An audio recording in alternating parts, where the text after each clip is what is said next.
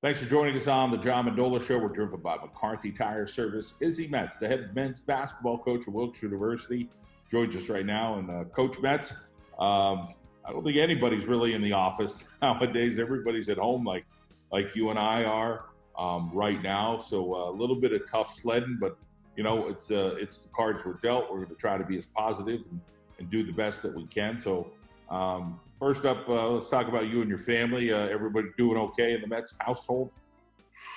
Yeah, well, hey, John, great to see you, under different conditions, of course, rather see you, face to face there. But, yeah, we're doing well. Our two boys are doing some homeschooling, like, kids across the country. And they're getting, to go outside and play, which has been great for them. On our property here. And then, as far as my wife and I, my wife's worked from home for better part of 9 years. So that hasn't been too different, but a little different with having, the two boys and her husband at home. I think she probably wishes the office was open for me, but, I've tried to be on my best behavior, so to speak. Very nice. Well, we're going to talk a little bit about recruiting and kind of a general in the realm of basketball, college basketball. Let's talk first from a student athlete's perspective.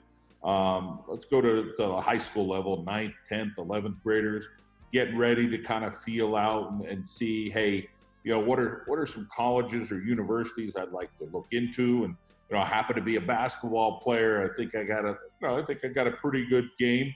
Let's talk a little bit about what that process looks like, maybe as a 9th or a 10th or 11th grader and kind of prepare for that next level. Sure. Well, I would say this, and having that goal of playing at the college level, I think is a great thing for all players, right? But when you're that young, when you're a 9th or 10th grader, I think the thing that sometimes young players lose sight of, not everyone, but some do at times, is I think the first thing is you want to be the best high school player you can be. And let's not skip that step, to think about college, but let's have a great career. As a 9th grader, if you're lucky enough to be playing varsity, the first thing should be, hey, how do I continue to improve and develop as a player, become a great teammate, and a guy that can really help my team win, and have a great high school career. So, at that age, that 9th and 10th grade, it's still so much about development. As you progress along and you start thinking about colleges, I think the thing is what you want to put yourself in the best light for college recruiters, people like myself that are going out to watch you, is, how do you portray yourself on the court, whether that's in a practice session, an AAU tournament, a high school game, whatever it is, whatever form of basketball you're playing that day, how do I present myself in front of a college coach? And to me, I'm looking for guys that are, first and foremost, hardworking, that they seem to like the game. They seem to like the details of the game. So not just shooting, which is obviously important, but cutting hard, running the floor hard, playing defense the right way, stopping your individual assignment, but also being a smart help defender and a team defender, going after the ball as a rebounder, just playing with, that type of relentless energy that I think kind of separates people when you get to our level, when you get to the college level. And we kind of use the term in our program, this is a winning player. He makes winning plays. And so, it's hard to define, but you kind of know when you see it. And it's those little things that add up to small percentage points. So, to kind of come back, to your question, I think the player and the family just kind of have to start looking at, what's the best way for us to develop, as a player, or develop my son or daughter as a student athlete. And, over those 3-4 years, put ourselves in position to be recruited, to be evaluated, and then to maximize our opportunities right there. there's a stat thrown out here that 85% of eighth grade boys think they're going to be a professional athlete, whether it's NFL, NBA, whatever it is. So that disconnect and again immaturity, it becomes a challenge. But as kids do get a little bit older and mature, hopefully the parents are as grounded as they possibly could be, and the kid could get a little bit grounded as well, maybe from some coaches or from some of his high school coaches or players around him. But nonetheless, as a college coach, whether it's Division I, Division II, Division III, you're out there recruiting these players and trying to have those conversations that somebody might have a plan A, but it could be a plan B, a C, a D, or just an alternate route for that matter. Yeah. Well, and you make a good point. I mean, I've got an 8-year-old son and a 6-year-old son, and my 8-year-old son loves basketball. His dream's to play at Duke, probably like a lot of 8-year-olds in the country out there. And it's not my job right now to say, yes, you can or can't do it, but, to support him as he continues to get older and try to give him some resources and support so he can go, be the best player if that's what he wants to do, that he can be. And then, when it comes time to, if he's good enough to be a college player, let that play out. But, right now it's not my time to discourage or say anything about what level he can play at, but encourage him to just have fun with the game and play. And I think, like you're saying, I mean, I think parents have goals for their kids. Let's face facts. I mean, this is an investment from a financial standpoint, from a time and energy standpoint. Driving your kids to say an AAU practice might not be 15 minutes away. It might be an hour away. It might be 2 hours away. Going to weekend tournaments, spending a lot of money. Talk to parents all the time. They'll spend $300, $400, $500 on a weekend to go down to, let's say, a Spooky Nook in Lancaster. To get into the tournament, and tournament fees and the hotel and food. So there's definitely an investment that goes into it. And I think parents want to see, a return on the investment, which is understandable. But, sometimes those investments don't pay off maybe in the way that parents hoped. But at the end of the day, if their son or daughter has the opportunity fortunate enough to play a college sport at any level, Division I, II, or III, I mean, I think the benefits far outweigh the negatives. I've been fortunate to coach 8 years Division I. I coached in the Ivy League and I coached in the ACC. So I've seen, pretty high level recruiting, high level basketball, and I've coached a number of years in Division III as well. And I try to explain to parents in the recruiting process, no matter what level you play at, I think the beauty of being able to play a college sport is that, those 4 years set you up for the next 40, 50 years of your life, from a standpoint of building work habits, having great relationships with people, handling winning and losing, adversity and success, learning how to manage your time, learning how to talk to an adult in an uncomfortable situation, maybe want more playing time. These are great kind of lessons and proving grounds for when the real thing comes, so to speak, when you're asking your boss for a raise or you're looking to get a promotion. So I think the value in playing a college sport at any level is so high that, I think we get hung up on level, and I understand that. Division I, especially at the highest level, is very glamorous. We see it on TV. And I would understand why student athletes would have those goals, but it's like you're saying, the percentage is very low to be a college athlete at any in any sport. So I can tell you, men's basketball, I mean, I think it's like 3% go on to play in college, maybe 4%. That's a very low percentage. So I think just giving yourself the opportunity and going where you're wanted, because typically if you go where you were really wanted in the recruiting process, that 4-year experience is going to really work out well for you. The conference that you're playing in is quite competitive, got even more competitive now. And then you got a competition with the local schools, Kings and Misericordia and yourself. And obviously, it's good that Kings offers some different programs, and Misericordia offers some different programs, and Wilkes have some different programs. So as much as there's some competition there, it kind of all works out where everybody kind of gets their own and tries to feed their program. Yeah, I would agree with that. I mean, that was one of the things that really, when I applied and interviewed for this job 6 years ago, really excited me about this opportunity at Wilkes, where some of the built-in local rivalries with Kings, with having Misericordia just up the hill and in the league, with having a University of Scranton with all the history and the rivalry that Wilkes has had over the years. There's really good college basketball being played in our area, and there has been for a number of years.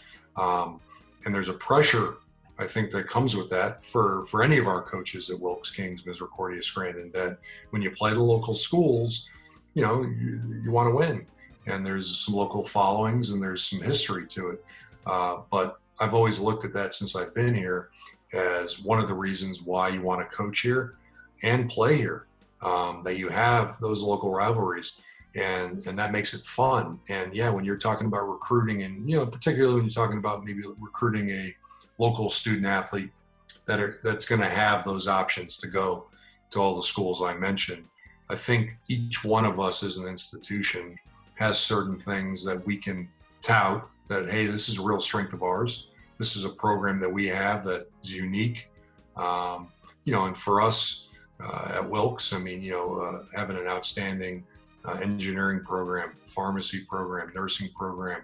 I think we have a business school that's really, in the last 5-6 years, with the Sadoo School of Business, has done some things that I think has excited recruits. I know a good number of our players are in the business school.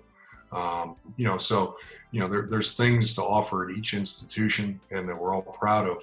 And it gives local student athletes, I think, a good, diverse, audience to look at, for sure. I think when you reflect back, you maybe growing up, you talk to some of your friends and, they're 30, 40, 50 years old, and they look back and think, I think playing at a school, as you had said, that welcomes you, that wants you, would have been a little bit more rewarding than either playing a half a year, playing a year, not playing at all. So the right fit is so important. How about your advice for doing your homework as a student athlete and as a parent? Kind of getting to know that coach on more than one level, more than just going and seeing the team play. Maybe it's a conversation off the court or a conversation in their office. Yeah, I mean, I think that's really important, and I would advise any family and student athlete, when you're being recruited, get to know each coaching staff. And I think that's important. Get to know the coaches, maybe away, like you're saying, away from the gym. So that's through phone calls and text messages and, a campus visit that's a little more relaxed and not just about basketball. I've always thought the best relationships, once that student's committed to a school and played at a school, the best relationships are built on trust, honesty, and those things. And that's not just done in the gym. I mean, as a player, I can remember you want to know that your coach genuinely cares about you, that, cares about your academics, cares about your family, cares about you socially, and wants, the best for you and your well-being. And not every player wants that, quite honestly, John. Some players enjoy a more surface relationship where they see coach at practice, they see him for the games, hey coach, we'll see you in the office for a couple minutes, and they come and go, and that's fine. I've coached hundreds of players, and they're not all the same. I mean, each player is unique, and I think that's the thing as a coach. What you try to do is get to know your players on a good level, where you understand what makes them tick and what they're interested in, and you can relate to them. But at the same time, you're available to give them your undivided attention and show genuine concern and care for them. So yeah, as I'm advising recruits out there, get to know the coaching staffs, and that's going to help you really figure out where you're going to have a great 4-year experience, I think. And I always say this to families, and I always say this to student athletes. It's a roller coaster. I mean, there's a lot of up and downs over a 4-year playing career. I mean, you can talk to the guys that played 4 years for us at Wilkes, who have had a lot of success. It's not easy.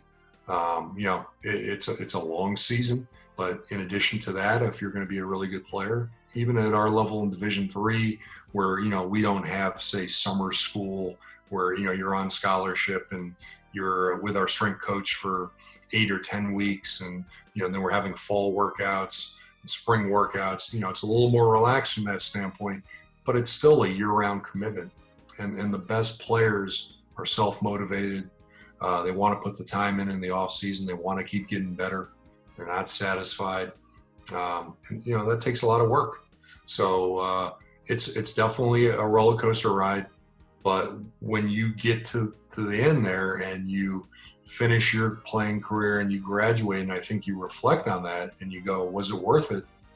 You'll say, yeah, it definitely was, because the things I touched on earlier. I mean, you have basically like a tool chest of tools to go into a job interview, your first job, relationships with. It's almost like a badge of honor, that you're wearing now, that no one can take away from you.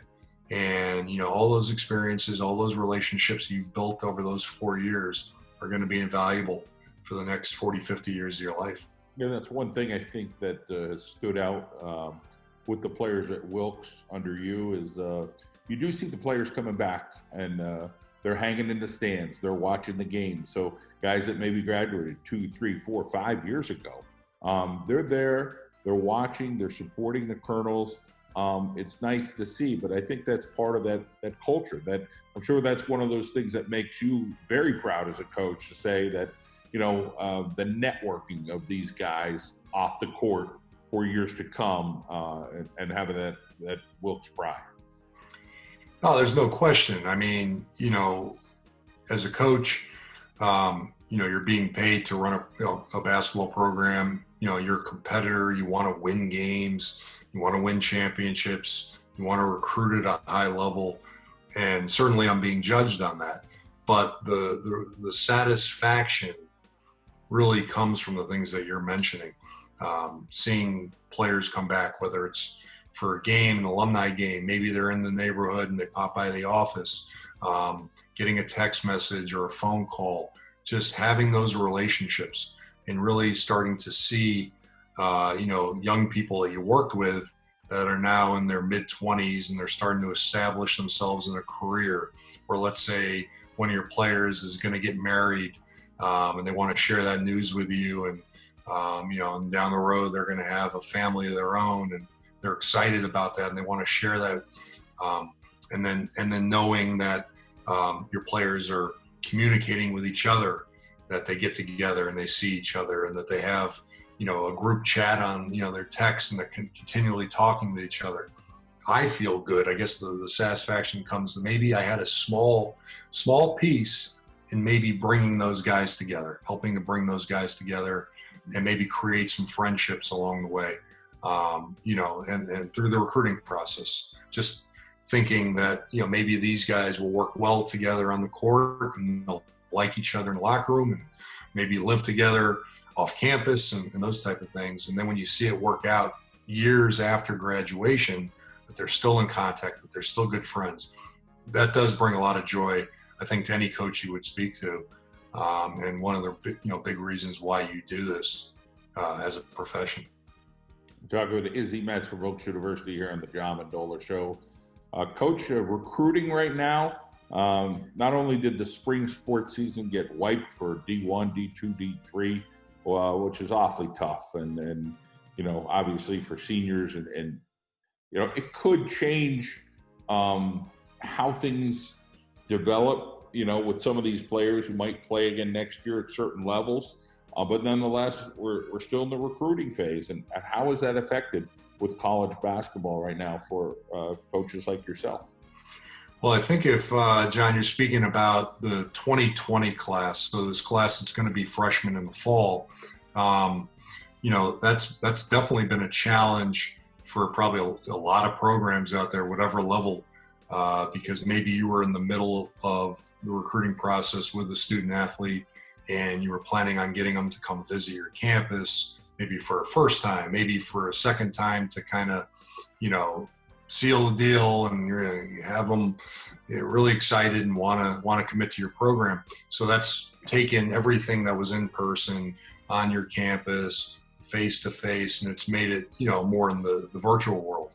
I can tell you the way, we've done it, and this is Kishan Zuber, who is our Vice President of Enrollment, has done an unbelievable job at Wilkes of creating a virtual tour of our campus where you can go around on your smartphone on our virtual tour and click, the different schools within our university and, go from building to building and hear testimonials of professors and students.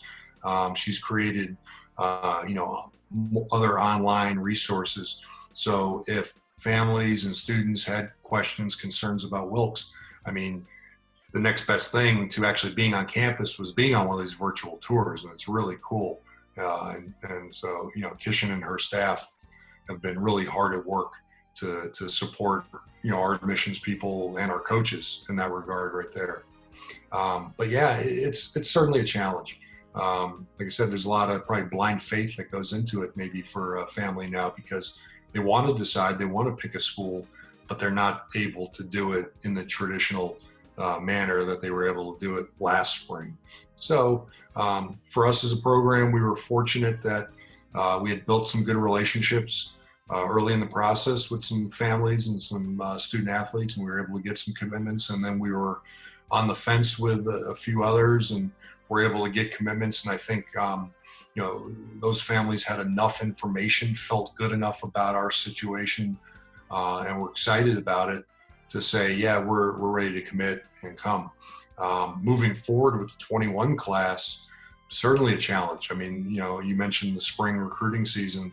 April is typically a month that we'll get to at least 2 AAU tournaments where we can really start to compile a list early on of some good prospects right there, and then follow up on them. So what we've had to do instead is, rely on our contacts and coaches that we've built relationships with, go back to our notes maybe from last summer and during this season to say, okay, who did we like that were underclassmen, that were younger players, and that we wanted to follow up on, and try to get as much information as you can now and move forward with that, hoping that maybe at some point this summer, some of the restrictions will be lifted and maybe you can see some basketball. But you have to be prepared for all situations, all scenarios, and be able to adapt to them. Yeah, and a lot of adaptations I think we're all facing right now. Well, Izzi Metz, it's a pleasure to talk with you today and talk a little bit about recruiting, continued success, and I'm sure we'll hear as the fall approaches about the class that you just, as you said, coming in here for Wilkes University going forward. So we wish you the best. Thank you. John, thank you. Stay safe and stay healthy.